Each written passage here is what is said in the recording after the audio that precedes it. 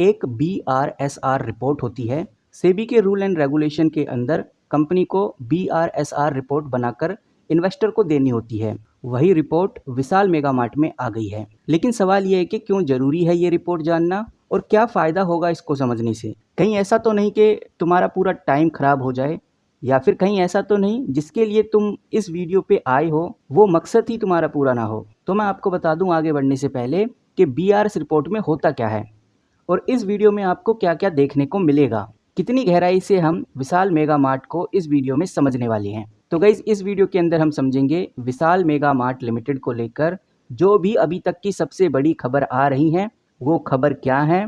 वहीं BRSR report जिसमें company अपनी सोशल, एनवायरमेंटल और गवर्नेंस प्रैक्टिस दिखाती है, और इस रिपोर्ट में हमें ये आइडिया लग जाएगा कि कंपनी के एम्प्लॉय सेक्शन कैसा हमें देखने को मिल रहा है। इससे कंपनी का फ्यूचर प्रिडिक्ट किया जा सकता है। कंपनी का जो मटेरियल इशू है वो क्या है, कौन कौन से कंपनी में रिस्क हैं, कस्टमर बिहेवियर और मार्केट ट्रेंड कैसा है, कैसे कंपनी इसको देख रही है, और सबसे इम्पोर्टेंट जो सप्लाई चेन है वो किस तरह से कंपनी का चल रहा है, ये इस BRSR रिपोर्ट में हमें देखने को मिलता है। तो यहाँ पर आप देख सकते हैं मैंने BRS रिपोर्ट खोल दी है और यहाँ पर आपको ग्रैंड थोरेंट भारत LLP का नाम देखने को मिलेगा जो कि BRSR रिपोर्ट के इंडिपेंडेंट रीजनेबल एश्योरेंस हैं।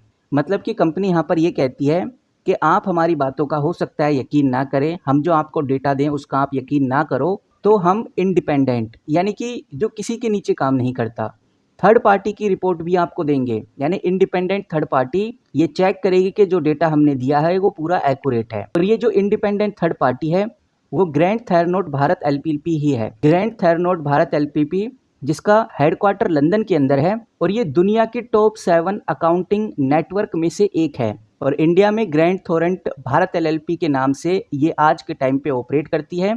सेबी और इंडियन एक्सचेंज यानी कि NSE और BSE के सामने इसकी क्रेडिबिलिटी काफ़ी स्ट्रॉन्ग है और विशाल मेगा मार्ट ने इसी को रखा है अपनी थर्ड पार्टी एश्योरेंस के लिए, ताकि वो भी इस रिपोर्ट को चेक करके ये क्लियर करे कि हाँ ये रिपोर्ट बिल्कुल सही है।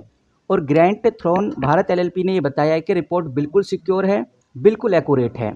लेकिन ये कंपनी बिग 4 जैसे कि PwC हो गया, EY हो गया, डेलोइटल हो गया या KPMG हो गया इतनी बड़ी विजिबिलिटी नहीं रखती। ये बिग 4 हैं, पर टॉप टायर के जस्ट नीचे वाली कैटेगरी में ये कंपनी आती है। ये कंपनी BDO RSM के साथ आती है, तो इससे रिपोर्ट की क्रेडिबिलिटी और ज़्यादा बढ़ती हुई नजर आ रही है। अब हम सीधा मुद्दे की बात करते हैं और मैं थोड़ा स्क्रॉल डाउन करूंगा तो सबसे पहले मुझे देखने को मिलता है कंपनी की जर्नल डिटेल। थोड़ा और नीचे जाने के बाद हमें देखने को मिलता है एम्प्लॉय। ये है एम्प्लॉय सेक्शन और इसको थोड़ा हम डिटेल में समझ लेते हैं क्योंकि ये जानना बहुत ज़रूरी है। एम्प्लॉयज़ के अंदर सबसे पहले आते हैं permanent employee. Permanent employee company के पास आज के टाइम में 18,029 एम्प्लॉय हैं। 12,778 मेल आपको देखने को मिलेंगे और 5,271 फीमेल आपको देखने को मिलेंगी। और कुछ एम्प्लॉय अदर देन परमानेंट में से आते हैं, यानी कि ये टेम्परेरी कॉन्ट्रैक्चुअल बेसिस पे ये ट्रेनिंग एम्प्लॉय होते हैं। यहाँ पर अगर आप नंबर देखेंगे तो आपको 00 ही देखने को मिलेगा। मतलब ऑफिशियली कंपनी के पेरोल में कोई भी नॉन परमानेंट एम्प्लॉय नहीं है। उसके बाद आ जाता है गाइज इधर वर्कर्स, और वर्कर्स के अंदर भी आपको इधर टोटली 000 ही देखने को मिलेगा। वर्कर्स ये एक अलग कैटेगरी होती है। ये ब्लू कॉलर या फैक्ट्री वर्कर्स होते हैं जो वर्कर की कैटेगरी में आते हैं। इसमें भी 0 लिखा हुआ हमें देखने को मिल रहा है, यानी विशाल मेगा मार्ट के रिकॉर्ड में वर्कर्स भी डायरेक्टली शो नहीं होते। तो अब इन वर्कर्स को देख के आप आइडिया लगा सकते हैं कि भाई कंपनी का साइज़ कितना बड़ा है और कंपनी किस लेवल पे अभी काम कर रही है। अब थोड़ा नीचे चलते हैं और बिजनेस रिस्पॉन्सिबिलिटी को हम थोड़ा ध्यान से समझते हैं। और यहाँ पर थोड़ा सा ही डाउन करने के बाद हमें कुछ इंपॉर्टेंट डेटा देखने को मिलता है। इसमें हम सबसे पहले मटेरियल इशू आइडेंटिफाई करेंगे। मटेरियल इशू वो बड़ा फैक्टर है जो कंपनी के लिए रिस्क या अपॉर्चुनिटी बना सकता है, और इससे आपको आइडिया लगेगा कि अब आगे कंपनी कैसा परफॉर्म करने वाली है और कितनी तेज़ी इस कंपनी में अब हमें आगे देखने को मिलने वाली है। और जो रेगुलेटरी कंप्लाइंस है इसके अंदर आपको रिस्क देखने को मिलेगा। कंपनी के लिए यहाँ पर सबसे बड़ा जो रिस्क है, अगर वो कानूनी नियम यानी कि लॉ, सेबी के rule, tax rule, labour law, safety rule का पालन नहीं करे तो उसको फाइन, पेनल्टी और लीगल प्रॉब्लम हो जाती हैं। इसके बचाव के लिए यानी कि कंपनी ने बचाव के लिए जो अप्रोच डाली है वो ये अप्रोच वो करती है फॉलो। इसमें कंपनी एथिकल कल्चर अभी भी बनाए हुए है। कंपनी ट्रांसपेरेंसी और कंप्लाइंस के ऊपर फोकस कर रही है। रेगुलर रिस्क असेसमेंट कंपनी कर रही है। अगर कोई कंप्लायंस गैप है तो उसे टाइम के साथ कवर या उसको फुलफिल कर रही है। फाइनेंशियल इम्पैक्ट नो डाउट इससे नेगेटिव ही पड़ता है, क्योंकि अगर कंप्लायंस फेल हुए तो कंपनी को फाइन और लॉसेस का सामना करना पड़ता है। उसके बाद थोड़ा नीचे चलते हैं तो हमें देखने को मिलता है कस्टमर बिहेवियर। आप इधर देख सकते हैं, ये है कस्टमर बिहेवियर, और कस्टमर बिहेवियर और ट्रेंड को अगर कंपनी समझेगी तो एक अपॉर्चुनिटी क्रिएट होती है, क्योंकि अगर कस्टमर खुश है तो वो ब्रांड के साथ लॉयल बनेगा, रिपीट शॉपिंग करेगा और अपने दोस्तों को भी रिकमेंडेड करेगा। ब्रांड गुडविल और सेल दोनों ही इससे बढ़ने वाली है। तो इसकी स्ट्रैटेजी के लिए कंपनी क्या कर रही है, कंपनी यहाँ पर तो इसकी स्ट्रैटेजी के लिए कंपनी क्या कर रही है, कंपनी कस्टमर को प्रायोरिटी दे रही है, गुड एक्सपीरियंस कंपनी को दे रही है, गुड एक्सपीरियंस कस्टमर्स को दे रही है। डिजिटल ट्रेंड्स जैसे ऑनलाइन शॉपिंग हो गया, OMI चैनल्स, रिटेल्स हो गए, इनको भी कंपनी अडॉप्ट कर रही है और लॉन्ग टर्म रिलेशनशिप बिल्ड कर रही है। तो फाइनेंशियल इम्पैक्ट इसका कैसा पड़ेगा, इसका पड़ेगा पॉजिटिव इम्प्लीकेशन, क्योंकि अगर कस्टमर सेटिस्फाइड होगा तो रेवेन्यू और प्रॉफिट दोनों बढ़ेंगे। उसके बाद नीचे हमें एक और इम्पोर्टेंट डेटा देखने को मिलता है, वो भी हम बात कर लेते हैं।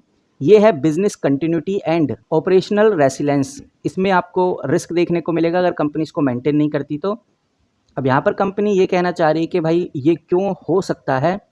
कंपनी यहाँ पर बताती है अगर कोई डिस्ट्रप्शंस हो जाए, जैसे नेचुरल डिजास्टर आ जाए, IT सिस्टम फेल हो जाए, कोई पैंडेमिक आ जाए, सप्लाई चेन ब्रेकडाउन हो जाए, तो कंपनी का जो बिजनेस है वो रुक सकता है। इसके लिए कंपनी ने कुछ बड़े पैतरे अपनाए हैं, कुछ नई चीज़ें कंपनी यहाँ पर बताती हुई नज़र आ रही है। कंपनी का कहना है कि अगर ऐसा होता है तो हम बिजनेस कंटिन्यूटी प्लान बनाने जा रहे हैं, जो एनवायरमेंटल, सोशल गवर्नेंस और IT सिस्टम के फेल होने से इन सब को कवर करेगा।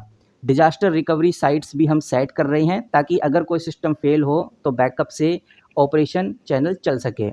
वहीं कंपनी कुछ पॉलिसी और प्रोग्राम भी बना रही है, ऑलरेडी बना चुकी है, जिसमें अनफोर्सीन डिजास्टर्स होते हैं उनको हैंडल किया जा सके। अब ये जो फाइनेंशियल इम्पैक्ट है, अगर कभी ऐसा होता है और कंपनी इसमें फेल होती है तो ये एक नेगेटिव हो जाएगा कंपनी के लिए, क्योंकि अगर डिस्ट्रप्शन हुआ तो कंपनी को लॉस होगा। तो गाइज़ ये तो हमने कस्टमर ट्रेंड, मार्केट और रेगुलेटरी कंप्लाइंस को देख लिया। अब समझते हैं कि भाई और क्या चीज़ें होती हैं जो BRSR रिपोर्ट में देखनी चाहिए। तो इसमें सबसे इंपॉर्टेंट आ जाता है गाइस सप्लाई चेन। बिल्कुल, सबसे पहले अब हम सप्लाई चेन एंड मैनेजमेंट को देखेंगे। सप्लाई चेन रिस्पॉन्सिबिलिटी में ये देखना ज़रूरी होता है कि वेंडर और सप्लायर कैसे कंपनी सिलेक्ट करती है, क्या उन्हें भी सस्टेनेबिलिटी स्टैंडर्ड फॉलो करने के लिए कंपनी फोर्स करती है, लोकल सोर्सिंग और इंपोर्ट रेशो क्या है, और अगर सप्लाई चेन के अंदर जो चीज़ें आती हैं जैसे रॉ मटेरियल हो गया, फिनिशिंग गुड हो गया, और जो लॉजिस्टिक है इसको कंपनी मैनेज नहीं करती तो ये चीज़ सही से काम नहीं करेगी, जिसकी वजह से विशाल मेगा मार्ट एक बड़े रिस्क में फंस सकता है। इसीलिए इसको एक रिस्की कैटेगरी बोला है, और ये समझना बहुत ज़रूरी है। अब सप्लाई में प्रॉब्लम सबसे ज़्यादा क्या होती है, सबसे बड़ी प्रॉब्लम होती है कि टाइमली डिलीवर ना होना, चीज़ों का टाइम से डिलीवर ना हो पाना। कुछ सप्लायर्स अपने वर्कर्स के साथ फेयर ट्रीटमेंट नहीं करते, जिससे रेपुटेशन रिस्क बढ़ जाता है। वहीं लीगल पेनल्टीज़ और फाइन तो अक्सर इन सप्लाई चेन में देखने को मिलते हैं, और इन सब चीज़ों की वजह से ही इन्वेंट्री फ्लो है वो रुक सकता है, जो कंपनी के एक्सपेंस हैं वो काफ़ी तेज़ी से बढ़ने लगते हैं, ब्रांड की जो इमेज है वो भी ख़राब होने लगती है, कस्टमर ट्रस्ट है वो गिर जाता है। तो कंपनी ने बताया कि भाई सप्लाई चेन इशू तो बहुत सारे हैं, प्रॉब्लम भी बहुत सारी क्रिएट कर सकते हैं, लेकिन इस सब के विशाल मेगा मार्ट यहाँ पर बोलती है कि हमने लॉजिस्टिक को इन्हेंस किया है, यानी कि विशाल मेगा मार्ट इमिशन से काम करना और इफिशिएंसी को बढ़ाने पे फोकस किया हुआ है। लोकल सोर्सिंग पे कंपनी ने फोकस कर लिया है, ट्रांसपोर्ट रिस्क और कॉस्ट दोनों ही कम होती हैं इससे। एक ही सप्लायर पे अब कंपनी डिपेंड नहीं रहती, अलग अलग सप्लायर्स ढूंढ लिए ताकि प्रॉब्लम ना हो। और वहीं कंपनी ने सप्लाई चेन रिस्क मैनेजमेंट एक टीम बनाई हुई है जो प्रोएक्टिवली प्रॉब्लम्स को हैंडल करती रहती है। वैसे तो और भी बहुत कुछ है इस PDF में, ये जो PDF है 29 पेजेस की है। वैसे तो और भी बहुत कुछ होता है जो कि 29 पेजेस में आपको देखने को मिलेगा, लेकिन जो मोटा मोटी बातें थी वो मैंने आपके साथ शेयर की, जो विशाल मेगा मार्ट में सबसे ज़्यादा देखी जाती हैं। लेकिन देखने को तो आप इसके अंदर एनर्जी कंजप्शन देख सकते हो कि कंपनी रिन्यूएबल या नॉन रिन्यूएबल किसका यूज़ कर रही है एनर्जी कंजप्शन को लेकर। वाटर वेस्टेज कंपनी किस तरह से मैनेज कर रही है, हालांकि इसका वाटर वेस्टेज इतना होता नहीं है। वेस्ट मैनेजमेंट उसको कंपनी किस तरह से रिसाइकल कर रही है, ग्रीन हाउस गैसेस अगर कंपनी निकाल रही है तो उसको कैसे प्रोसेस में ले रही है, हालांकि ये कंपनी करती नहीं है। कहने का मतलब ये है कि इन सब का यूज़ इतना ज़्यादा है नहीं। तो फिलहाल गाइज आज की वीडियो में इतना ही, मिलते हैं किसी नई वीडियो के साथ, तब तक के लिए take care and good bye.